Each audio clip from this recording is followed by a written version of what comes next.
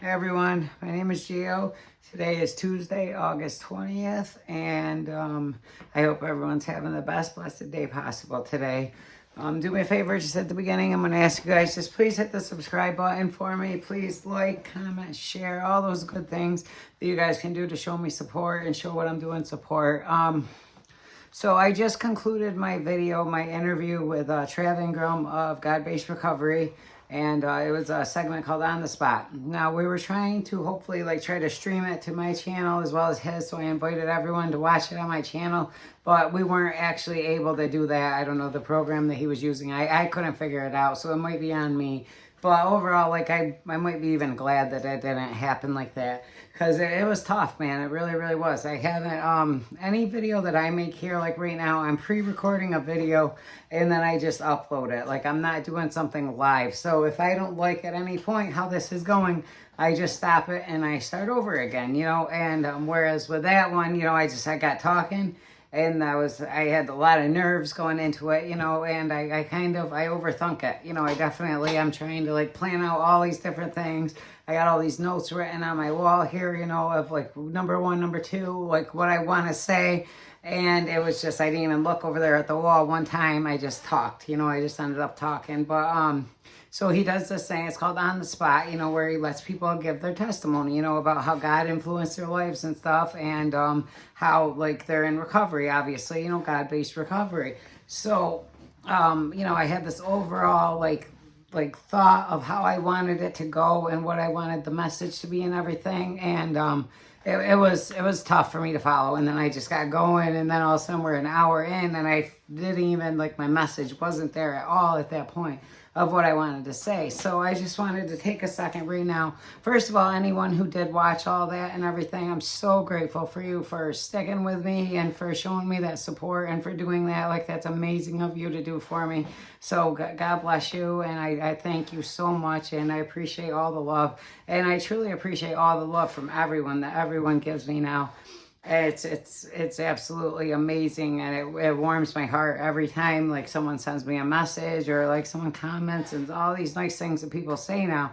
It's amazing that this is the person that I have become now. I absolutely love it. So as far as the video went, right, so I told my whole life story, just basically, I'm going to just run it down for you. When I started out early in life, when I was really, really young, I had trouble coming up when I was little. I got bullied a lot. I was Asian, the only Asian kid. I didn't have any Asian heritage in me because my father brought me here from Korea and my mother stayed in Korea. So the mother that I have, that's the only mother I've ever known, but she obviously is not Asian at all.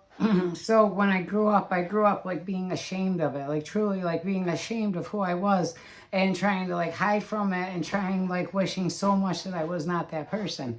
And that's how I grew up forever. I was never ever just proud until now, truly now where I can say to you, I'm Asian, I'm Korean, and not care that I'm saying that, you know what I mean? And be proud that I'm saying that and like the person that I am now. I never ever had that before now, And I'm not blaming that on my drug use or anything like that. I fully take, accountability for everything that I've done in my life, all the mistakes I've made and all the things that I've done. But it was, but they definitely played a role, you know what I mean? And how my life went. It definitely did. Any chance where I had, where I could have, went this way with it, instead I went the way that I went, you know what I mean? And a lot of that was due to me not liking myself, me not being strong enough for myself to A, either say no, or B, to not want to do it, because it was the only thing that I had that made me feel any sort of to not care about who I was, kind of. But, so I just started out, I talked about my childhood, I talked about, my school and everything, and, when I was in high school and stuff, I truly did, I had the world, I could have done anything, my guidance counselor really did tell me that I was the #1 college prospect she'd ever seen. I graduated high school in 1996. I already had a scholarship to one college, which I didn't take. And I had a lot of different things that I could have done, especially being Asian at that time. There were a lot of opportunities for me because there weren't a lot of Asians here. I didn't know another one really. But I chose the life path that I went on, and everything went the way that it did. But then I talked a lot about, the drugs that I did and some of the specific stories, about the drugs and how they affected me and what happened in the story, because like in extended drug use, like I've had, like I really did, like I started doing drugs, probably when I was like 15, I think I started smoking weed and stuff. And then from there, I tried a couple of hallucinogenics when I was in high school. And then, and then everything just progressed. They always say weed is a gateway drug, and it kind of is, you know what I mean? Because once you do that, and then like, that's not, then, because if you're able to do that and you have the willingness to do that, now you're going to have the willingness to do something else if it comes along. And obviously, if you like this, if you like that drug, then something else comes along, you're probably going to like that too, I guess is how I look at it. So, but once for me, once I tried certain things and seen the way that they made me feel, the elevated state that they put me in, as far as like cocaine, when I tried that, the elevated state, the confidence that it gave me in myself, the care, like it took away like my fears and it took away my anxiety over like worrying about like somebody liking me, and took away my worrying about like just all the things that I worry about, like I've learned a little bit about being an empath and things like that. And like, I've always just so in tune to like how someone else is feeling, that's always my concern. Like, is someone else okay? And if like someone else is feeling off and not comfortable, like I pick up on that, and that's like my worry. So I'm always trying to make everyone else okay, always, and not ever really caring about myself in the process. So I noticed like with cocaine and stuff, that elevated state that it put me at, it made me feel stronger, and it made me feel like more powerful. And like, I don't know, I equate it to like one time, I went to like Canada with my friends, and I don't know, and like it was people I hadn't seen in a really, really long time, and we went to Canada and stuff. And that night, like I wasn't confident in myself, and I wasn't strong, and I wasn't all that. And then like, I remember thinking later on, like, I wish that I could go back and do that again, but have cocaine, because I liked the way that I was when I was using that. You know what I mean? And I didn't like the way I was when I wasn't. Like, I wasn't confident in myself. I wasn't strong enough. I wasn't a lot of things, and that's what I used drugs for, was to provide those things for me for so long. And, and then I talked a lot about just how low that my life got, because it really, really did. Like I can't even explain it to you, you know what I mean? Like what it was like just to need something so badly that you didn't even care what it was. You didn't care, but I'm not okay if I don't have something. I'm not okay if I don't, like that. That was so much of my life. So many years of my life were like that, and I spoke about like doing air duster that you get in a store, that I would like literally walk into a store, steal a can, and I'm doing it like on the way out the door even of the store, because I just am so not okay in my head. You know what I mean? It's not something that I'm sick from not having something like that, but just my head was so messed up that I just had to have something to take that away, to make me calm down, to make me just be, not care, not care about where my life was, not care about that I lost everything. I don't know where I'm going to stay tonight. I don't know, how I'm going to eat today. I don't even care that I'm not going to eat today. Like these are all feelings that were real to me. And these were all things that I definitely dealt with and had, you know what I mean? Just, I know what it's like to be at midnight at night and not know where I'm going to sleep tonight, but something always came about somehow for me, and, so I talked a lot about that, a lot of specifics about that, and about like how bad that my life got with drugs, and just how lost, like absolutely lost I was, and what a mess my life was, for so long. If you talk about like, I lost my house in 2009 when I lost my house. And I'm pretty sure that like from that point on, I don't know if I paid like any bills at all from that point on. Like I didn't ever have, I don't know, it was hard, man. It was really, really hard, so, and I didn't know if I was ever going to come out of it, you know what I mean? Like, there was a couple instances where I would go to jail and I'd get like this little period of sobriety, and then I would feel like, okay, I'm going to do this, you know what I mean? Like, I'm going to stay sober, I'm going to do this. Then I get out, and then you have absolutely nothing, and you have no one to turn to, and you don't have a plan in place. Then, so what do? You know what I mean? So I would just turn back to drugs, because that was the only thing that would take away those feelings of despair that I had. It would take away those feelings of loneliness, or the feelings of that I don't matter, that my life don't matter, that my life is gone from me, that I don't have a life anymore. Like, that's the only thing that took that away, so I equate that to, like, I see like this one kid that's homeless right now, and the other day I drove by him and I seen him, he's all knotted out, standing over his wagon, just like standing knotted out, and I know what that's like, because this is someone that I've seen do well in life before, and now to see him like that, like, it's sad and everything, but like for him, I know that feeling, man. I know that feeling to not have your whole life taken from you, well, to give your whole life away. I won't say it was taken from you, because you give it away. That's what happened, is I give my life away. So he's given his life away, and now he doesn't know how to get any bit of life back. People say, well, you're not helping yourself. You're not, you're still using drugs. You're not helping yourself. Well, at that point, what else is there to do? If you don't see a way out, you don't see a hope to get out, you don't see, like, if you don't have a definitive thing, like, okay, this is going to happen, I'm going to go stay here, I'm going to do this, I'm going to, if you don't have that plan, then what else do you have? You have nothing except for the thought of, okay, if I get high, then I don't have to care that I don't have nothing. I don't have to care that my life is like this.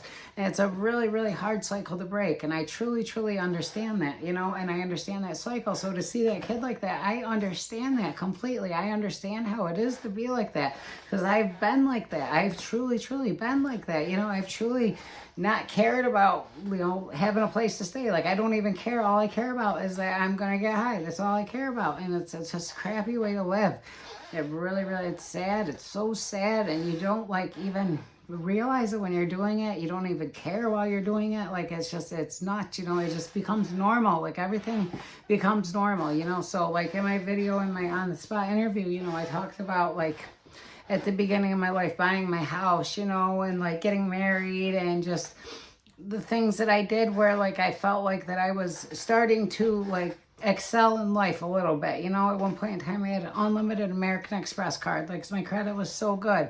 And, like, so I had, like, some opportunities in life where things, like, seemed like that they were going to go good. I ran restaurants, I was in charge of 50 some people at times, that were underneath me, that looked up to me for advice, that I trained, that I brought along, and that I cared about. I cared about all these people, and I did well for them, and I taught them well, and I raised them well, so to speak, because I really did. I played a hand in, like, raising these people to be good in life, and I was very good at doing that. And so it was, once you lose all that, and once that's gone, it's really hard to deal with, and it's really hard to just be okay in that situation. So for me to come out of it now, finally, the way that I have, and for me to be sitting here now, speaking for God, speaking with God, speaking beside God, for God to have intervened, that was the other main point that I wanted to get across, was all the times that I can look back and see where God intervened. And I forgot so many of the times,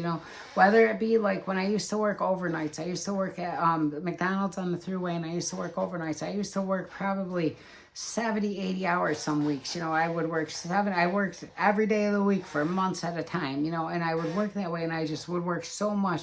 But I was smoking weed, and I don't know if I was necessarily started taking opiates yet at this point in time. But, like, I would drive home from work. I remember, like, driving home every night, and I would fall asleep 30 times on the way home, driving to Little Falls from there. I would fall asleep, and literally every time I go off the road, it was like in a perfect spot to go off the road and not hit anything. It was very rare that I ever got in accidents on all the times that I should have and could have, And I talked about specific instances where God has intervened, where now I can look back and see, whereas then it's unexplainable, like, why did this happen like this? Why didn't I get in trouble for this? Why did this go this way? But now I see it was all to get me to this point in time in my life. It was all to bring me here. And It's pretty weird now that I think about it, because if I go back to like December 2022, this person, Brandon McNair, he was a friend of mine. He's someone that struggled with addiction, and he's had a lot of big struggles in his life, you know, and he's been to prison a couple times, and he's had like almost went away for a really, really long time this last time that he got in big trouble. But right, it was New Year's 2022, and speaking with him, he told me that I needed to start praying, and he told me that I needed to read the Bible. And for him to say this to me, like someone that I seen as like kind of like a gangster, that's what he considered himself, you know, a gangster. And for him to say this to me, like, it was kind of mind-blowing to me. I didn't know what to make of it. And then he told me a story about the previous time, his stay in jail, about how like he prayed to God and God got him out of trouble, and he explained this to me. But yet when he got out, he went back to using, and he went back to like, so I just always thought, like, why would God get him out of trouble? Why would he do that for him if he was going to just go out and do bad with his life again, you know? But now, like right now, like almost like a light bulb going off, I realize that like, okay, God knows what the end of the story is, you know what I mean? And God's developing him to get there, same as he did me, you know, like when God reached out to me in 2017 through Karen Macrina, who I do my Bible studies with, who gave me a Bible 2017 when she used to do the jail ministry. She gave me the brand new Bible from Joyce Meyer called Battlefield of the Mind, and said, the Lord wanted you to have this. So now I got out of jail 2017, and I ended up using it again, and I went through the next 5 years of my life where I became a big drug dealer, and I was stealing from stores. I mean, I'm doing everything, breaking the law hundreds of times daily sometimes. And, you know, but she gave me this Bible and said, the Lord wanted you to have this. So in 2017, why would the Lord want me to have that in 2017 if I was going to just get out and use drugs and screw up again and do bad? It's because he knew that in 2023, 2024, I would give myself to him completely. He knew that, and that was just planting a seed for me to get here. You know what I mean? That was like beginning the whole process of it. So now it makes sense now why God would save him at that time, because had he went away, he was going away for 8, 10, 12, up to 25 years, I think he was looking at. So now, even though right now he's back in jail, and, you know, it's for something a lot less than it was then, you know, at some point in time, he will reach the potential that God created him for, right? He's going to reach that potential. That's the only thing I could think of why God would keep intervening, because he knows what the end plan is, and he knows what's going to happen in the end of the situation, right? Because he knew with me, he knew that I would one day be this person that I am now, wearing a hat saying God's plan, have cross on here, have crosses on my ears. That if you look at this whole room right now that I'm in, you know, is all dedicated to God and dedicated to the life that I now live, you know. And I can sit here and make these videos telling you that I live for God, and that God has played the most influence in my life and has changed my life completely. And I can say that with such conviction and with such powerful, you know, words and motives and emotions behind it, you know what I mean? And just to know that everything is because of him, you know what I mean? And to know that now. But in 2017, when I got the Bible and then I go screw up again, like that's the reason why. That's the reason why God would intervene the times that he did, because you don't become perfect all in one moment. Not that I'll ever be perfect. Nobody is, except for Jesus Christ that was ever perfect and ever sin-free. But, you know, I try to live every day without sin. I try to live every day in a way that pleases other people. I try to live every day for other people. You know, I wake up in the morning thinking about, who can I influence today positively? You know what I mean? Who might need to hear a word from me right now that could lift them up? You know, and I send out messages based on that. And these are the things that I think now at all times. You know, anytime I see someone struggling with someone having trouble, what can I say to them that's going to help them? You know, what can I possibly do for them? You know, and I try to do this at all times in my life now. With everything that I do, I try to think of other people, and I try to be the best person that I can be. You know, when I pray every day, I say, dear God, can you help me to be the best version of myself on this day and on every day going forward? And, you know, and I hope on this day that I will show you glory. I will make you smile. I will show you all, you know, just all the glory that you deserve, Lord, for everything that you've done for me. So I don't know, it's an amazing feeling to want to make these videos, to share all of this, you know, and to just want to say all this. And just, you know, with that big long interview, again, if you watched it, 2.5 hours long, it was a long one. And I didn't even like begin to really, really touch the surface of all the things that I have been through. You know, like I stated like some of the bigger instances, but there's so many more that I haven't even stated. And it's just crazy that that's what my life was dedicated to, you know, was just about, I don't know, I wasn't okay with myself. You know, that's the biggest part of it. I was never okay with myself. I was always ashamed with myself. And I used drugs and I used things to take away those feelings of despair, those feelings of being not good enough, all those things, you know, because when I would use and I would be high, I would have like this power to me, you know what I mean? I would feel like I was cooler, I'm funnier, I am just more likable. I could walk into a house and make everyone like me, you know, and then once that happened for me once or two times, now I can't walk into a house without something because now I just feel uncomfortable because I want to have this, you know, I want to be that powerful person that I was at that one moment.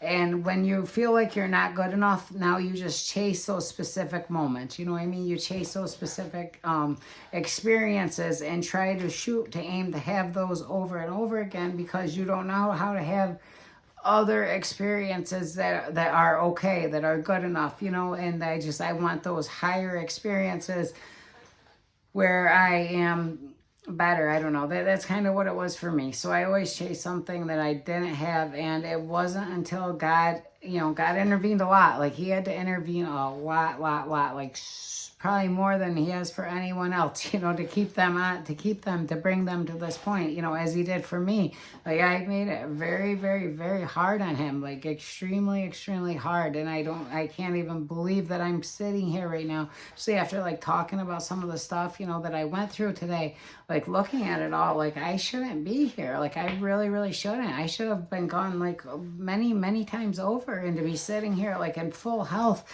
feeling the way that I do and being as strong as I am now, and still having my faculties about me the way that I do. You know, I'm not as smart as I once was, obviously, but who is at 45 years old, you know? But to sit here at 45, and the fact that I'm here at 45, you know, when I could have been gone so many times, like so many, you know, just driving the way that I drove, and just all the things, you know, using the way that I use, you know, like always trying to push limits and be the most that I could. And like, I don't know, it's just, it's insane to me. It's crazy that I was spared. And then if you look at it, why are you spared, you know? But now I see why I was spared. I was spared to spread God's word. I was spared to encourage other addicts, to show them that me being one of the worst, you know what I mean? One of the worst, like people that have seen me, so many people have seen me as the person that can't even stand up, that can't even function, that's falling over on the ground because I had a lot of rough times, man, and I didn't even, it's just who I was, you know what I mean? I was kind of a joke for a while, like I really, really was. Like nobody seen me as anything of good standing, you know, for quite a while. And so it was hard to build myself up. It was hard to build myself up in the drug world, you know what I mean? In that world of being an addict and being around all those people, it was hard to build myself up, but I did that once in that world, and now I'm doing it out of that world, you know, now I'm doing it again. Like the other day, not today, but yesterday, you know, I sat with Karen McCreena, and I sat with this other church elder that we have. You know, this guy is amazing, man. He's so amazing. Like she's amazing for one, you know, she did the jail ministry for 30 years, maybe, 82 until 2018. She did the jail ministry where she would go in there every week, you know what I mean, for free. She didn't get paid to do this, but to go in there to spread the word of God to the inmates and to give them hope. Like this is what she did with her life, you know. Now she does these Bible studies where she makes up, I mean, these packets for each chapter, like it's incredible. And she like resources all these different books, and you know what I mean, takes things from all the different books and lays them all out so you can get the most out of each chapter that you can get. And this is what she does. This is what she puts her time towards, you know what I mean, spreading the word of God and sharing it with others and being a teacher to others and being a mentor. Like I consider her my mentor. She teaches me so much. You know, if I have a problem in my life now, I call her and I talk to her about the problem. Like it's awesome to have that. But so the other day I was at her house, and yesterday, and this other gentleman, she had a problem with her sink was backed up and everything, and I said I was going to go over there and help her, and I seen the person at church, and I told him I was looking for a snake to try to go help. So when I got there, he showed up there as well, and praise God that he did, because I wouldn't have been able to fix it on my own. But me and him together, we fixed it, and then we all just sat afterwards and we had lunch and we talked. And like this person, like he's been on missions, around the world, and he's like the stories that he has and the testimony that he has, like it's absolutely amazing to me, but just sitting with these two people talking, you know what I mean? Like these are two people in their 80s, and I don't think he is. He's probably about 70, a little bit over 70. He looks great for his age, but and I know she told me today she's going to be 81 this year, and but sitting with these two people and just talking about God and talking about what God's done in our life, and for them to like be like happy to be sitting with me, I'm not even like mentoring to me, or like they are, you know what I mean? Because you always want to do that, being someone with God, but for them to like see something like so good in me, you know what I mean? Like they said, like the Spirit, that I have the Holy Spirit in me, and that they see it, and that I'm gonna do something great with my life, and like they see this and they feel this from me, like that's amazing to me, you know what I mean? And the whole thing is, it's even more amazing about it is that I feel it too, I truly do. I feel it too.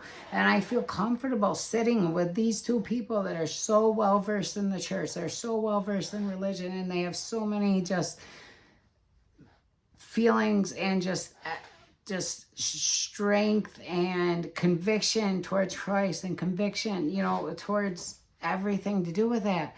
And yet I can sit there with them and carry on a real conversation about everything. And I feel like I belong there, sitting there, having that conversation. Like, that's so incredible to me and so amazing, And I am still new, like I talked about in the video. I ask Alexa or Siri every now and then, how many days has it been since April 7th, 2023, which was my date of last use. It's the date I got arrested, went to jail for 83 days, the date I heard the audible voice of God. That was the last day I used. After I heard that voice, after I had that conversation with God, how could I ever go back? You know what I mean? Change my life completely from that moment on. And since that moment on, it's been, everything forward, positive, everything, no turning back. And that's what it's going to be forever. And this is video 70 right here that I've done. I just had that testimony. It didn't go as great as I was hoping it would, but the next time I do it, it'll be better. You know what I mean? It's a learning experience, and I can build from it.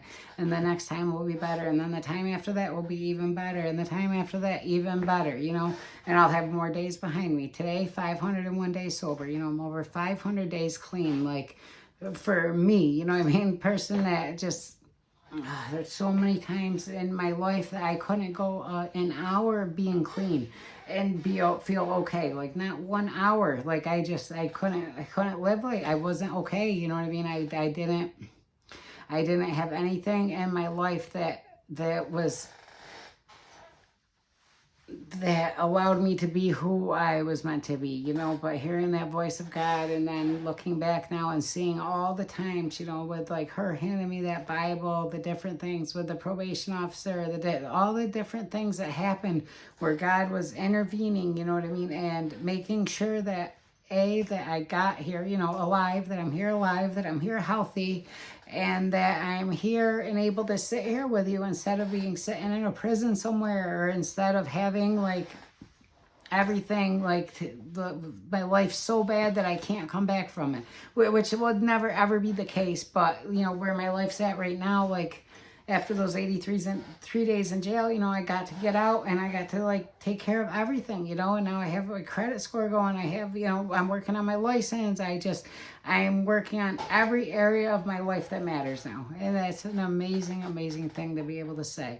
And just everybody in my life, who I have in my life now, that encourages me and that speaks to me positively, and that like, it's just, I'm blown away to have all of you in my life. Everyone from my church, from that church down there, New Life Church on Protection Ave, that is absolutely amazing. It's the most welcome. Like, I couldn't imagine there being a church that would be more welcoming than they are there. Like the way that it makes me feel to walk in that building, I can't even explain to you. Like, I feel like I look forward to it so much, and I feel it's so warm to walk in there. You know what I mean? Like I feel so welcomed, and I feel like true love and appreciation from everyone there, and it's so awesome. Like it's so awesome, and it's more than I could ever dreamed or imagined I would ever get from going to a church. Like so much more than I ever dreamed or imagined. So anyone that's struggling, especially with addiction, like they don't judge you there. They don't, hold anything against you. They believe in everyone, that everyone can change and that everyone has a future. Like they truly believe in that, and they'll encourage you towards that, and they'll welcome you with open arms. And it's such an amazing place to be. Like I love it. I can't stress enough to you how much I love it. I have the pastor on Messenger now, and we talk. And he sends me a message telling me what a blessing I am, and what how blessed that they are to have me in the church and to have me there. Like I'm telling him, like I'm blessed to be able to go there and they're saying that they're blessed to have me there. Like that's incredible to me. Like I can't even get over like how I can't get over like how far that my life has came, and how much how much I enjoy my life now at this point, and how much I truly do like enjoy my life, and how excited I am for the future that I have now in front of me, and how like I can say 501 days clean. It's gonna be 1,000 days, it's gonna be 50, it's gonna be 2,000. Like I don't have that desire anymore. I don't need that anymore. I know what that life brings. I know what drugs do to me. I know the person that I am on drugs. Even though I kind of like that person, like if I have something at every minute of every day, I kind of like that person, but that's not possible to have. But like I know what all that brings. I know what that life is. I'm just starting to get a little taste of what this life can be. What this life, having God in my corner, having God where I'm representing him and him working through me, and having spirit or having the Holy Ghost inside me. Like it's incredible feeling, and I can't wait to see how far it go. I can't wait to see what I'm gonna accomplish with this life, and it's a miracle, and it's such a blessing to be here. If you notice my t-shirts, bottom ones, they broke in half, so now I'm kind of keeping them fit in there, and they broke a little bit more, so they come out here a little bit, so I look a little silly. I got new ones that are gonna be coming, but it's not till the second week in September. So, but don't mind them though. Sorry about that. But I don't know. I love and appreciate everyone. Again, if you guys watched that 2.5 hour long one, hallelujah. God bless you. Thank you so much for that much support. That people, I don't deserve it. I definitely don't deserve it. But I will earn it from this point on by staying good, by staying the path, and by being someone that just shows God glory, and someone that tries to make the world better, and tries to really just honor God for what he's created in the world. Try to respect everyone and everything that I come in contact with. That's the person I will be. That's the person I want to be. And that's the person that I'm so proud to be. So, but I do thank you all. Remember, subscribe, like, comment, share, anything you guys can do to show me support. I love you all. God bless you. Remember, as nice as it is to be important, it is infinitely more important to be nice. I love you. God bless.